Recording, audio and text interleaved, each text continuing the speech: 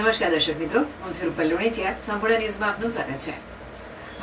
વડગામ તાલુકાના મોટી ગીડાસણ ગામના વતની શહીદ જવાન જિગ્નેશ ચૌધરી જેઓ મામૂમની રક્ષા કાજે જમ્મુ કાશ્મીરમાં ફરજ બજાવી રહ્યા હતા. જોકે તેઓ પોતાની ફરજ પરથી રજા પર માદરે વતન આવી રહ્યા હતા. તે દરમિયાન બિકાનેર નજીક ટ્રેન મુસાફરીમાં ટ્રેન એટેન્ડન્ટ દ્વારા છરીના ઘા મારી જવાન જિગ્નેશ ચૌધરીની કરપીણ હત્યા કરી દેવામાં આવી હતી. આ ઘટનાને લઈ શહીદ જવાન જિગ્નેશ ચૌધરીના પરિવાર સહિત હિન્દુ સમાજમાં રોષની લાગણી ભભૂકી ઉઠી છે.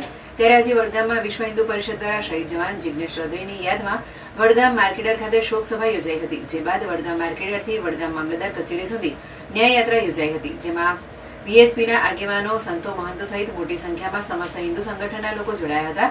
ત્યારે મગરવાડા માણીભદ્ર વીર મહારાજના ગાદીપતિ યતિ વિજય સોમજી મહારાજે જણાવ્યું હતું કે શહીદ જવાન જિગ્નેશ ચૌધરીને ન્યાય મળે અને શહીદ જવાનના હત્યારાઓને કડકમાં કડક સજા ફટકારવામાં આવે.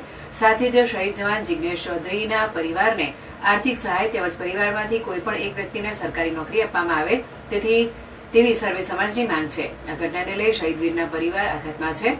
શહીદ વીરના બહેન રમીબેને કહ્યું હતું કે અમારા પરિવાર ઉપર આપ તૂટી પડ્યું છે. અમારા ભાઈની હત્યા કરવામાં આવી છે. ત્યારે આ આરોપીને કડકમાં કડક સજા કરવામાં આવે તેવી અમારી માંગ છે અને આ દેશના વડાપ્રધાન અને ગુજરાતના મુખ્યમંત્રી અમારા ભાઈને ન્યાય અપાવે તેવી માંગ કરી હતી.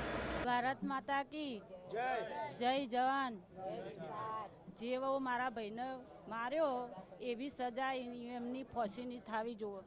હું કતારે અમને દુઃખી કરી નાખ્યો છે. એટલે મારું બીજું કોઈ કહેવાનું નહીં કે સજા પૂરેપૂરી એમને મળવી જોવે. તો જ અમારી ફાંસીની સજા એમને મળવી જ જોવે, જરૂરી જ છે.